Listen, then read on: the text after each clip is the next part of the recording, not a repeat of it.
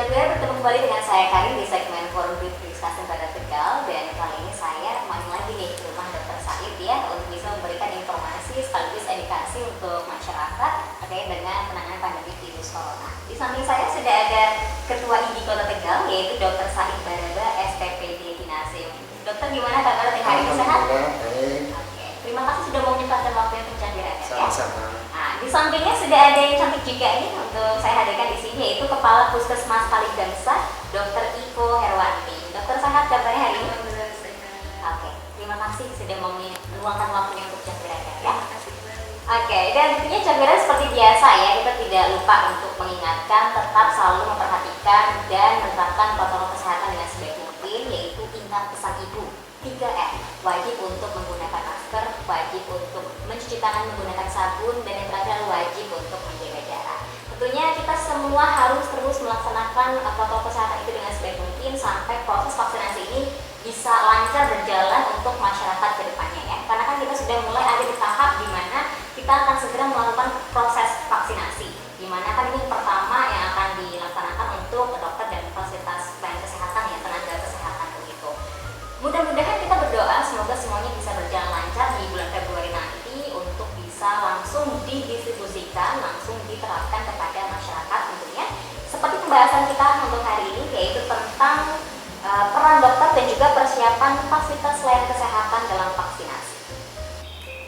Oke, ini mungkin pertanyaan pertama untuk Dokter Said terlebih dahulu ya. Rencananya ini kan vaksinasi yang pertama adalah dokter dan juga tenaga kesehatan begitu. Perasaannya gimana nih mau dilakukan vaksinasi tahap pertama ini? Silakan. Pertama kali yang harus kita ketahui sebenarnya apa sih itu vaksin.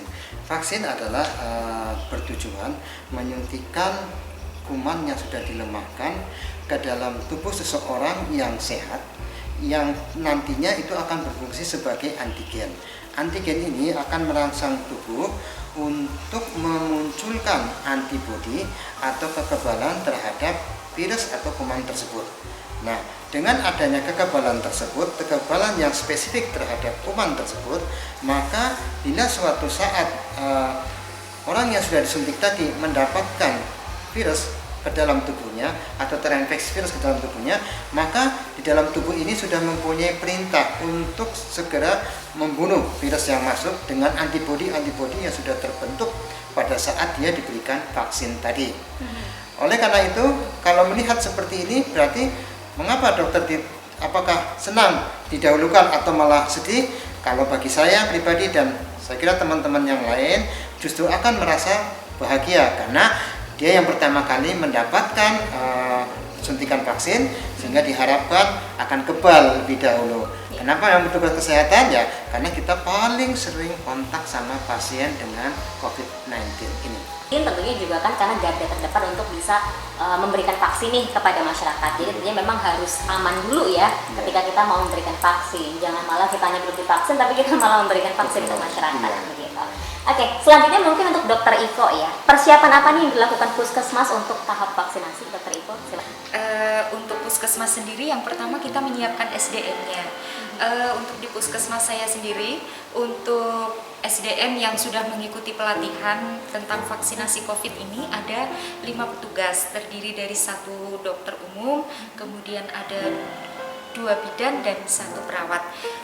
Selain SDM, kami juga sudah mempersiapkan untuk sarana prasarana. Sarana prasarana ini seperti ruang vaksin, kemudian alat perlindungan diri atau kita sebut dengan APD, kemudian laptop atau komputer, kemudian ada printer, kemudian wifi yang nantinya memang kita akan mengentry data pasien secara online dengan piker vaksinasi COVID ini.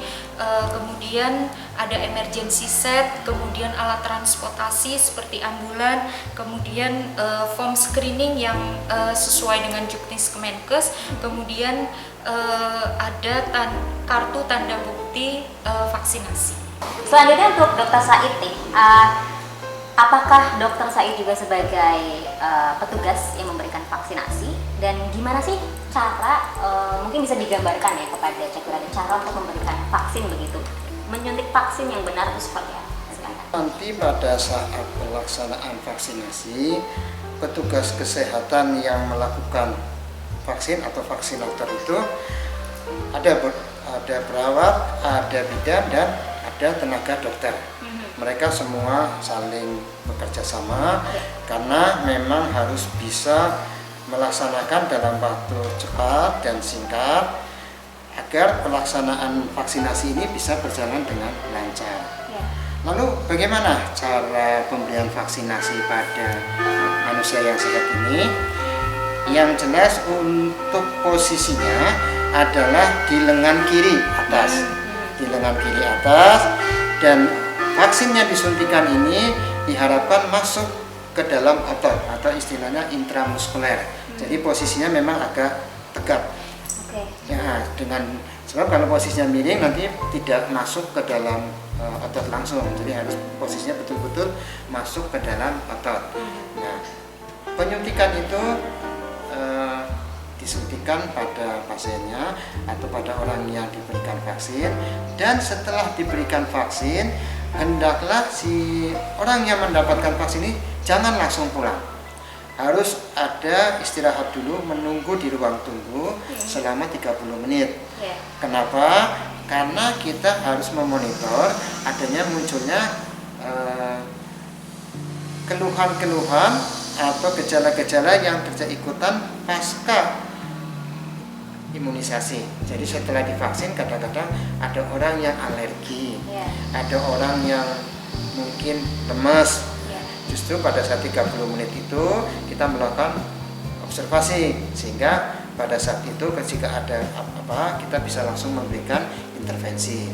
Dan juga yang namanya keluhan ikutan pasca imunisasi atau KIPI ini kita akan monitor pertama pada saat dia 30 menit di tempat vaksin, yang kedua 24 jam kemudian setelah vaksinasi, serta sampai 28 hari pasca vaksinasi itu kita masih melakukan monitoring.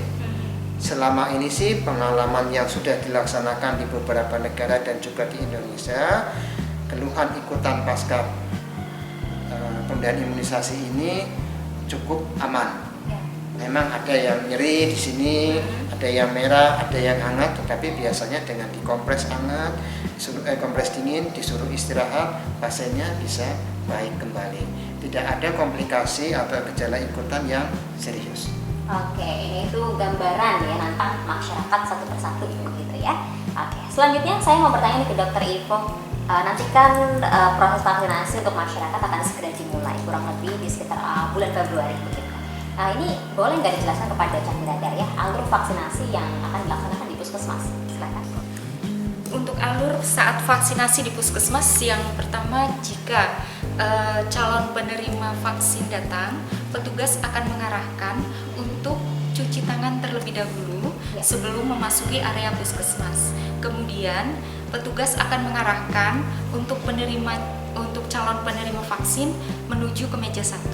Dari meja 1 akan dilakukan pengecekan data pendaftaran. Setelah di sana itu terdapat daftar di database, maka calon penerima vaksin diarahkan untuk menuju ke meja 2. Di meja 2 akan dilakukan screening dan pemeriksaan yang terdiri dari cek suhu dan pemeriksaan tekanan darah. Lalu akan diberikan beberapa pertanyaan sesuai dengan juknis dari Kemenkes. Kemudian jika pasien ini memenuhi syarat, maksud saya calon penerima vaksin memenuhi syarat untuk dilakukan vaksinasi, maka calon penerima vaksin langsung diarahkan ke meja ketiga. Meja ketiga, petugas akan melakukan vaksinasi, kemudian setelah vaksinasi selesai diarahkan untuk ke meja keempat.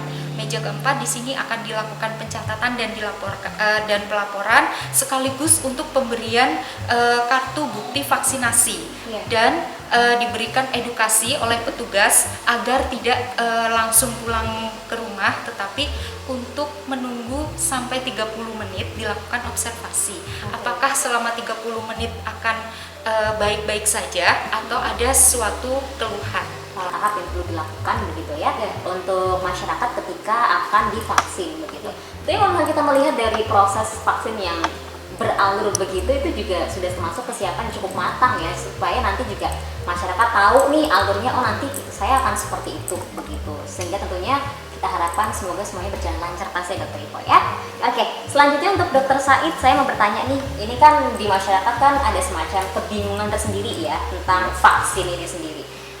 Pesan apa sih mungkin ingin Dokter Said sampaikan kepada masyarakat mengenai vaksin? Sampai saat ini kasus COVID-19 ini belum mengalami penurunan, bahkan sampai kemarin masih terus naik. Itu artinya bahwa potensi untuk masyarakat terkena masih besar sekali. Potensi masyarakat sampai masuk ke ruang isolasi besar sekali. Potensi untuk sampai meninggal juga masih besar. Oleh karena itu, salah satu cara yang bertujuan agar masyarakat tidak mudah tertular adalah memberikan vaksinasi sehingga terjadi kekebalan. Bila dalam suatu komunitas masyarakat yang diberikan vaksinasi sudah cukup banyak, katakanlah sampai 70%, diharapkan penularan ini tidak akan terjadi lagi.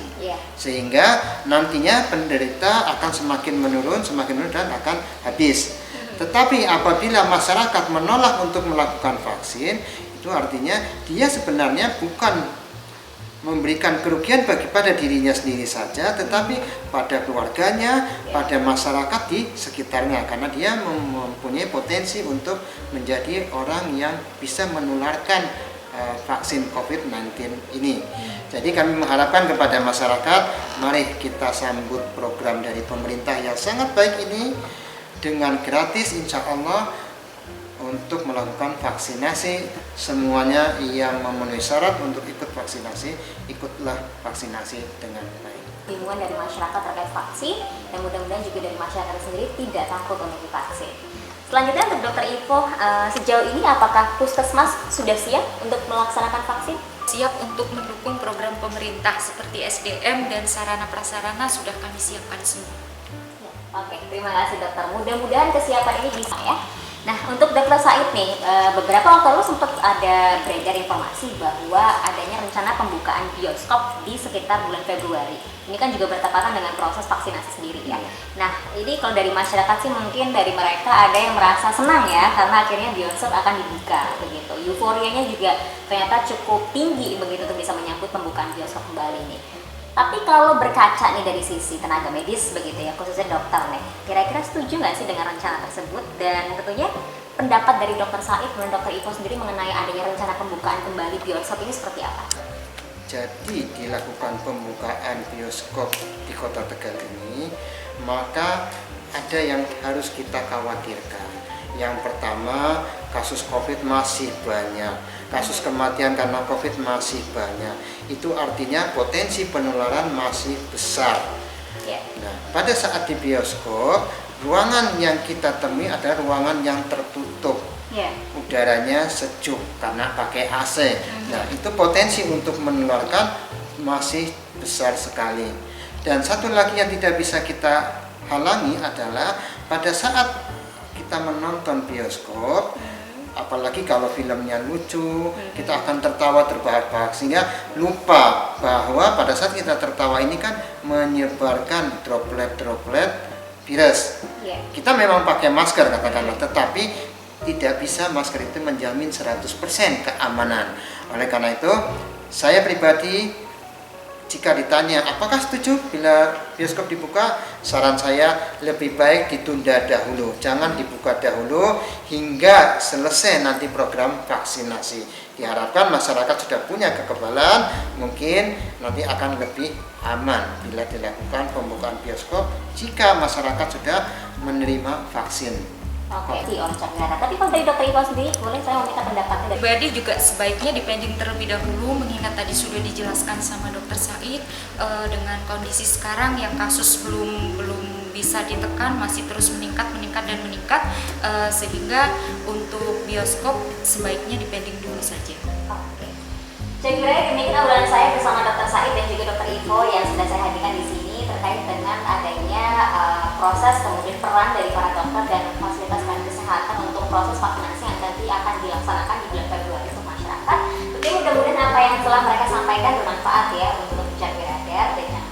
protokol kesehatannya tetap dilaksanakan, yaitu ingat pesan ibu 3M, wajib untuk menggunakan masker, wajib untuk mencuci tangan menggunakan sabun, dan yang terakhir wajib untuk menjaga jarak.